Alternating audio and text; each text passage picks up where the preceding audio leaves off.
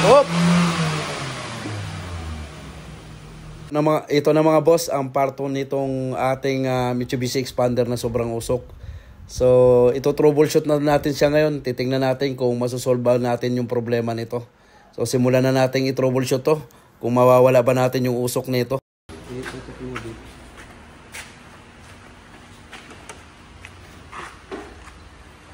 Kukuha ko ng sample ng gas. Sige yun!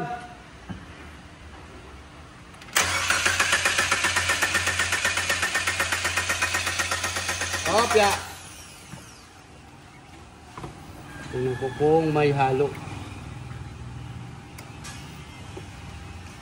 Dito. Dito ka banda?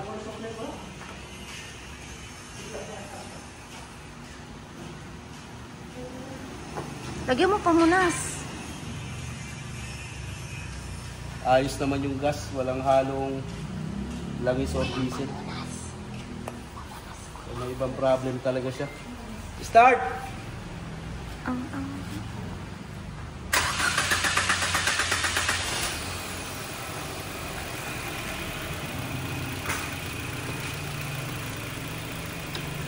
Good naman yung gas.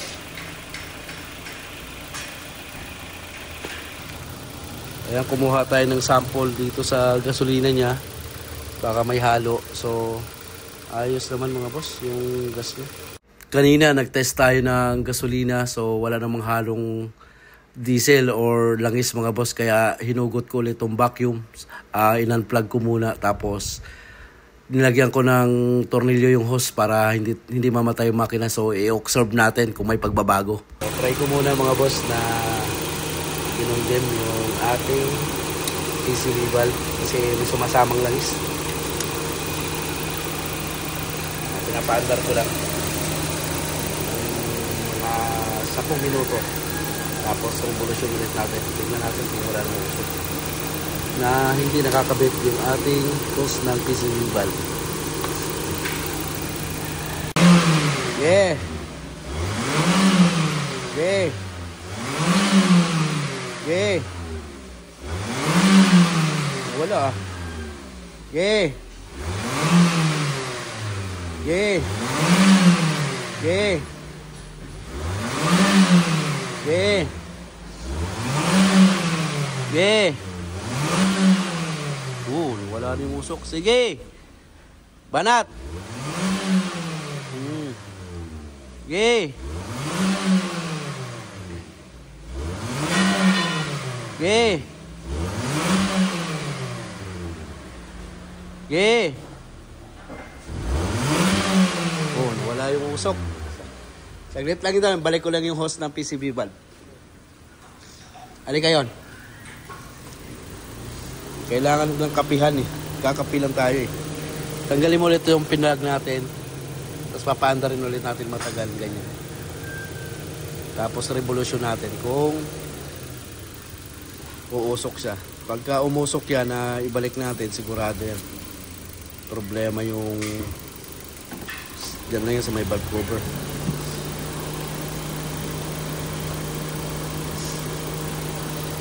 Ayan mga boss. Maya na, paandarin mo natin matagal. Kagaya kanina. Pag umusok yan, na binalik natin yung hose, dito tayo sa valve cover to PCB. So, nasa 10 minutes, 15 minutes na, no? Sige nga, nakabalik yung PCB valve.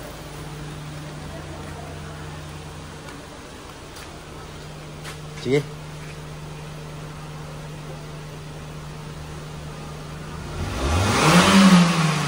Okay. Mausok yun pag nakabalik yung PCB. Diyan na talaga problema niya yun. Tanggalin natin yung valve cover kasi bago na yung PCB nito eh. Kasi kanina, nakakondim tayo, walang usok. Saan papunta yung... Dali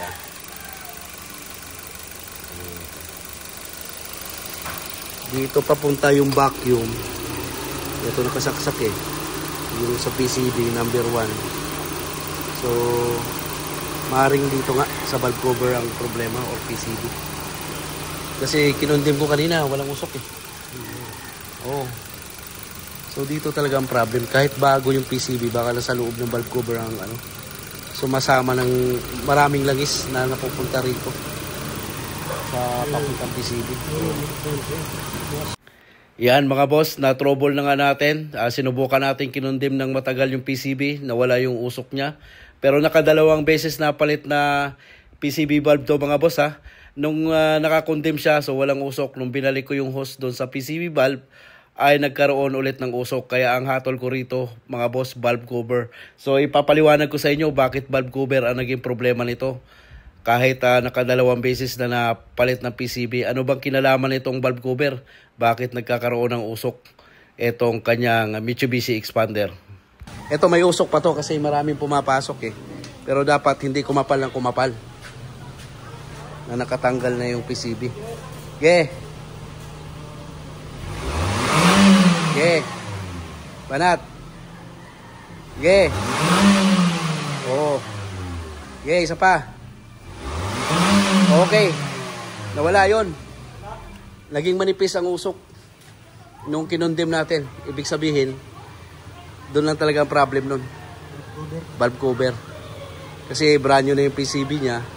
So, maaaring yung flow ng langis sa PCB or hindi umiikot ng hangin ng maayos.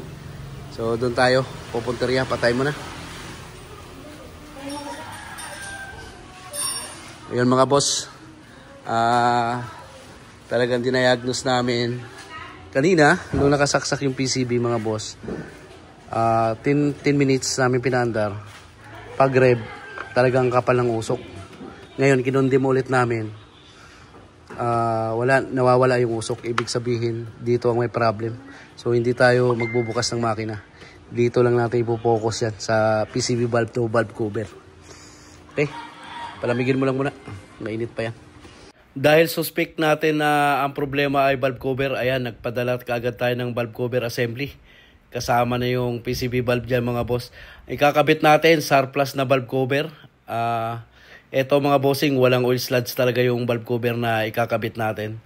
Ganito mga valve cover kasi mga boss, may return yan ng langis dyan sa loob. So pagkabarado at maraming oil sludge, ang nangyayari dyan, hindi nakakabalik yung langis sa makina. Naiipon dun sa loob ng valve cover. Kaya nagsasacrifice dyan ay yung PCB. Sumasama yung langis.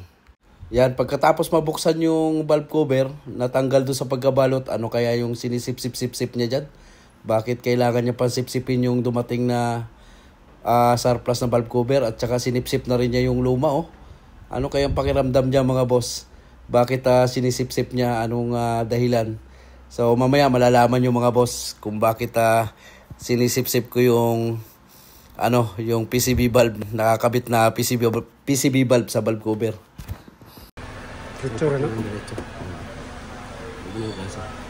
Ano natin yun?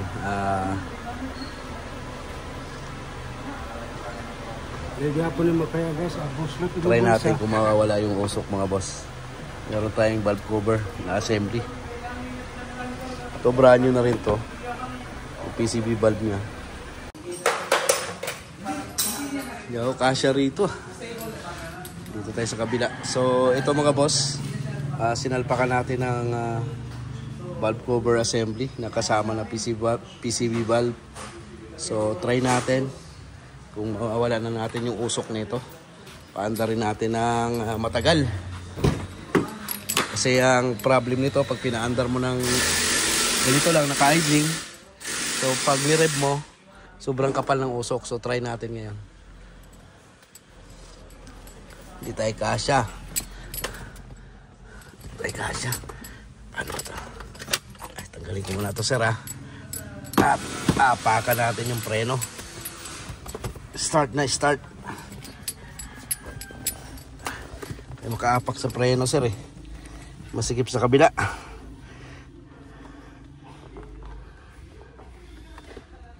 Oh, tanggal yata battery. Tinanggal ni Kalyabe yung battery. So, balik tayo doon.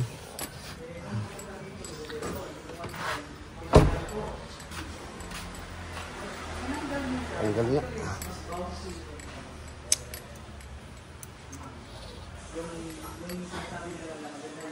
Itan muna natin mga boss. Try na natin to. Kung magpapaging pa ba ito.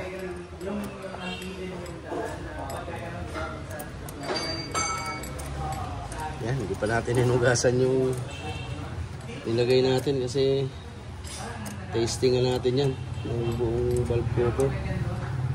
Kasama yung PCB.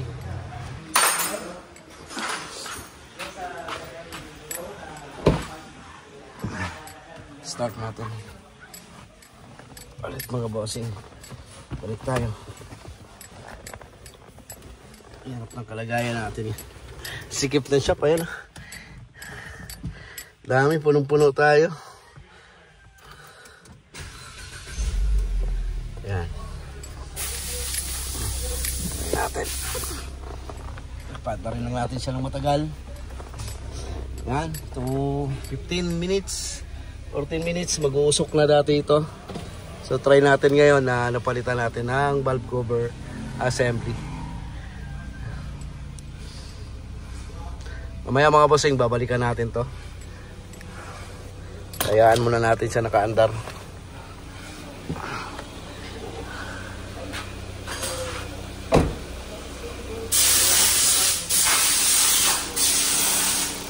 Ayan o, napakatining naman ng andar.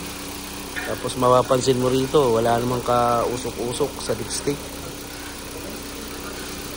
So kaya hindi ako nagduda pa rin dun sa sa nag-overhaul. Okay naman yung pagka-overhaul. Kasi kaya naman number 1 ang napupuruhan na spark plug. Kasi yung PCB natin, yung vacuum ay dito nakatutok sa intake number 1. So pag may langis na sumasama dito, so dito sa number 1 ang papasok. Ayun yung luma. Ayan mga boss, isang oras na naka-idle to. Subukan natin. Ayan, isang oras na naka-andar to. Subukan natin kung uusok pa rin. Pinalitan natin ito. Try mo nga. Doon.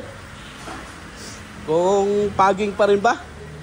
Para maibaba na makina. Kahubad pa yan, oh.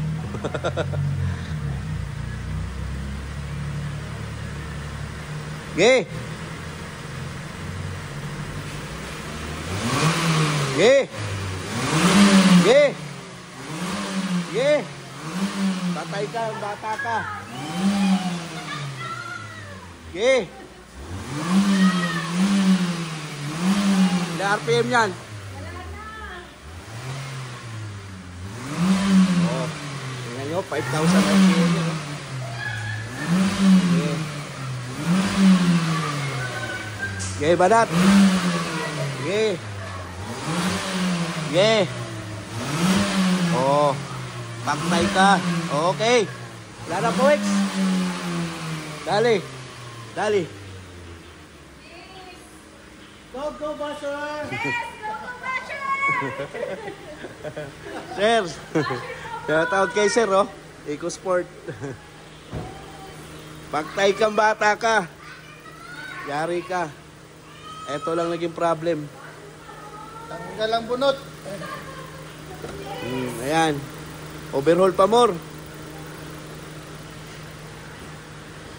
Thank you rin sa mga nag-comment, no, mga boss, sa mga advice ninyo.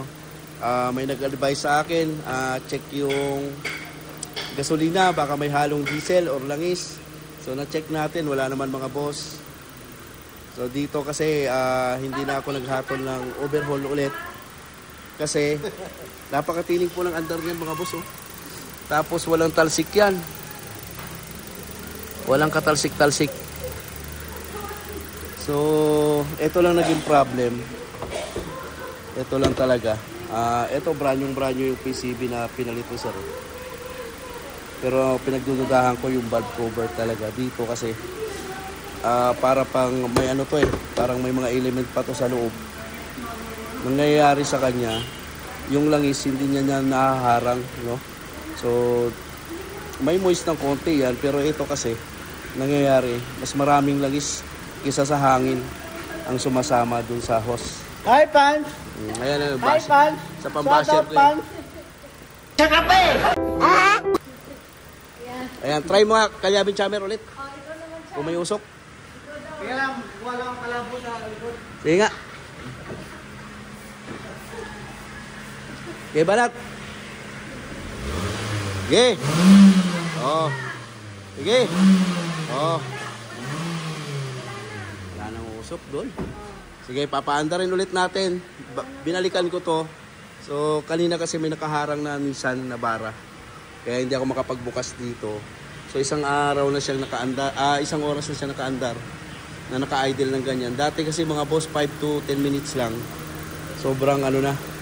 Sobrang usok niya pagka nag-accelerate ka. So, ngayon, sinobrahan pa natin na isang oras na pinaandar ko. Tapos binalikan natin. Ito lang nagpagamot niya na idol, oh. Ano yan? Gamot Ito ka? lang yung inano namin para mawala yung usok niya. Dahon? Alright. So, naka-andar pa rin yung mga boss na naka-aircon.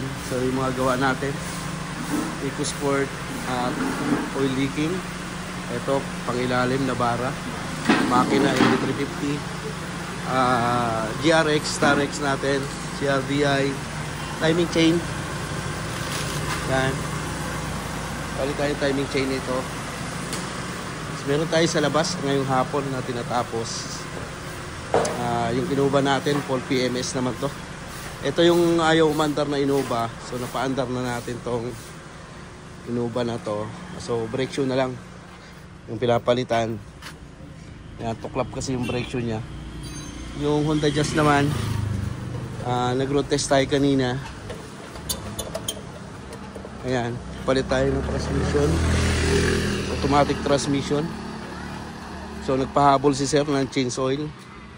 Yan. So ang ilalagay natin na lang is yung platinum na semi-synthetic. Yan.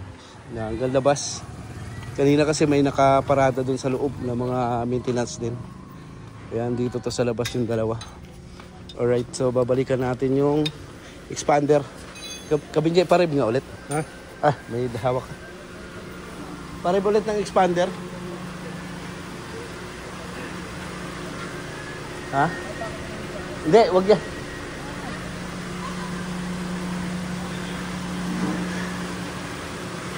Yan. Balikan natin ang ka-aircon. Ito accelerator. Yan lang? Wag Basta mo ipo. sulok. Ano titignan mo rito yung RPM sa 2.5 to 3,000 Sige, na. basta yun lang apakan ko sa gilid. Sige nga, sample mo nga, apak.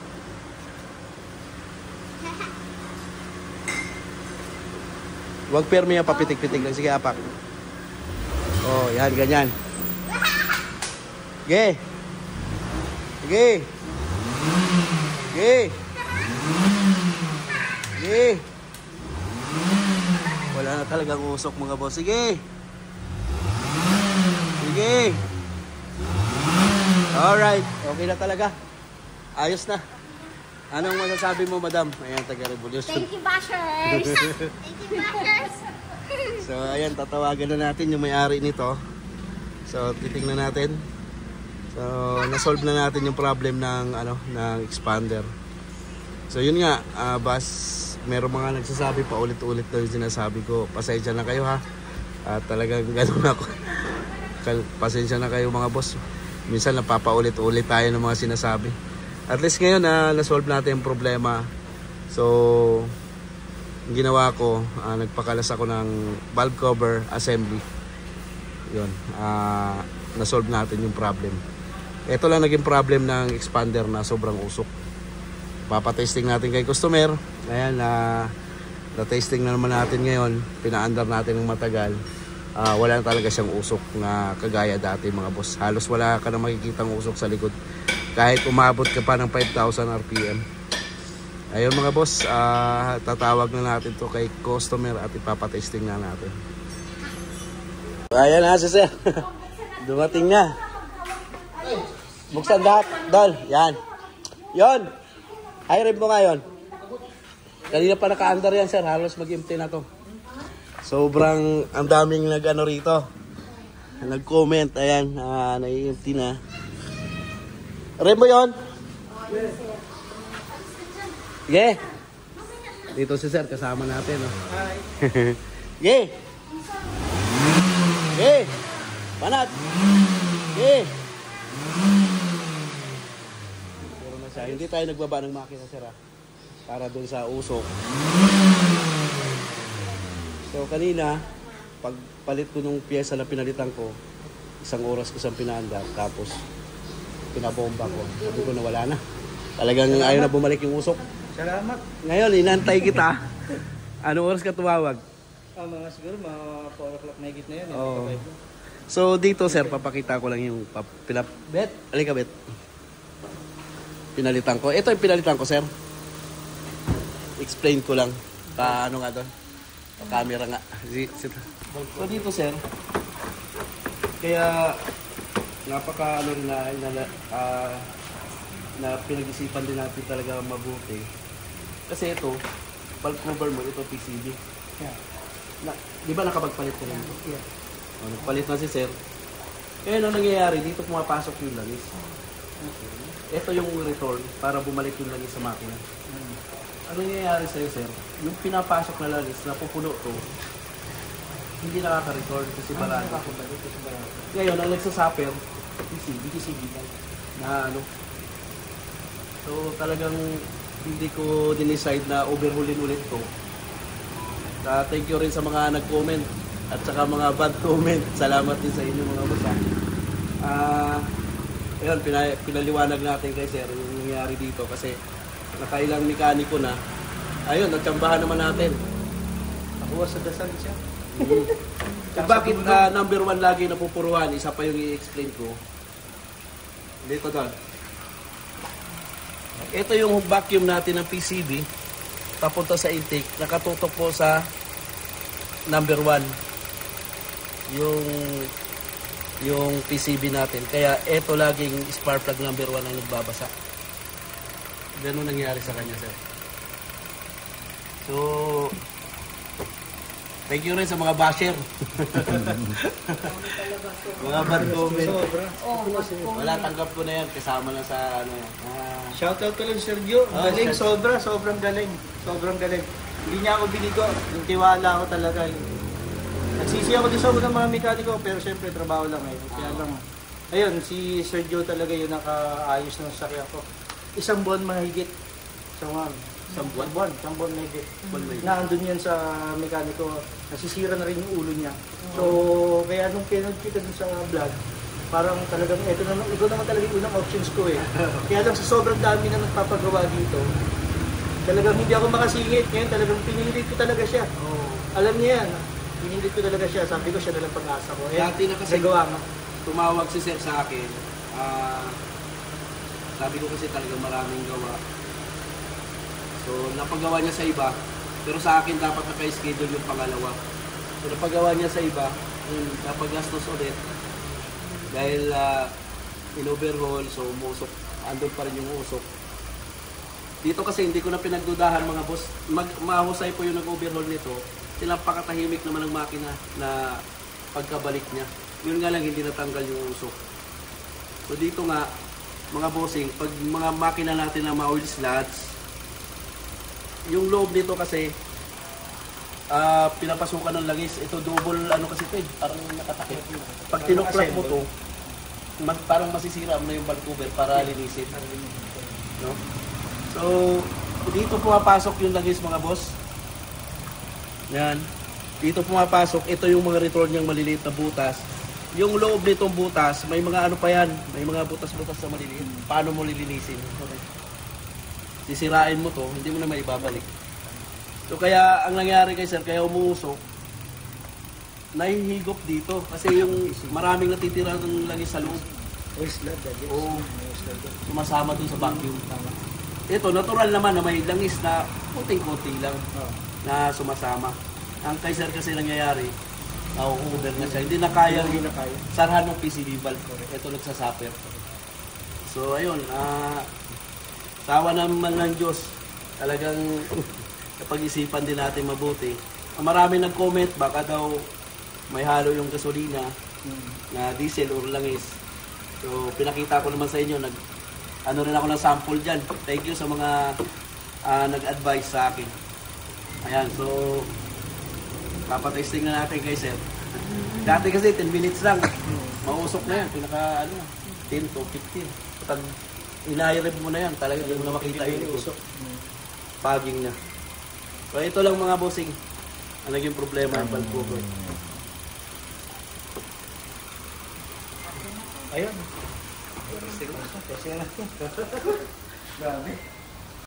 Ayun, kinuha na ng may-ari yung kanyang expander mga boss. So, natuwa naman siya sa ginawa natin.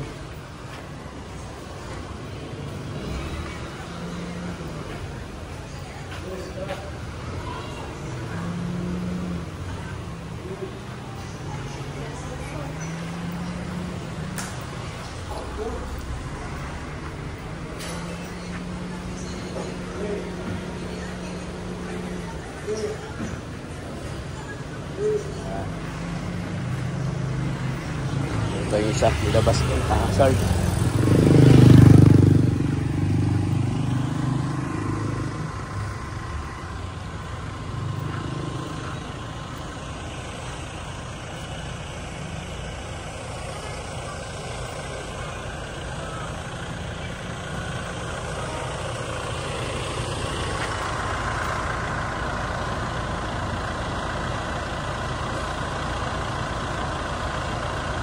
Yeah.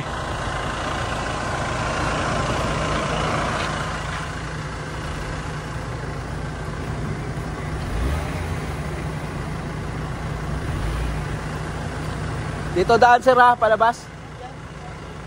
Dito.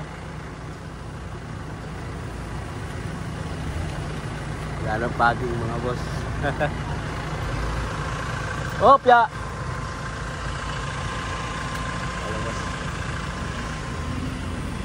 Sige. Sige.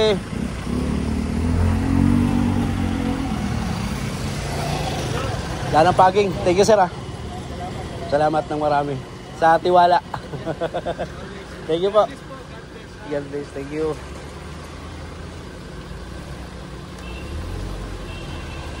Yun no. Wala nang usok mga boss. Thank you sa inyo mga boss.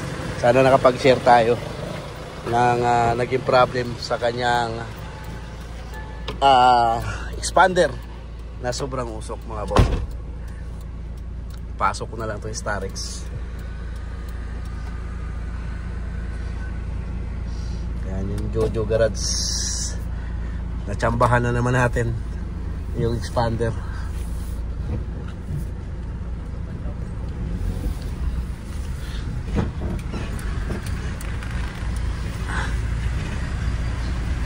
Ikaw na mag-ayos ito bukas? Ha? Ikaw na mag-ayos ito bukas? Magparada.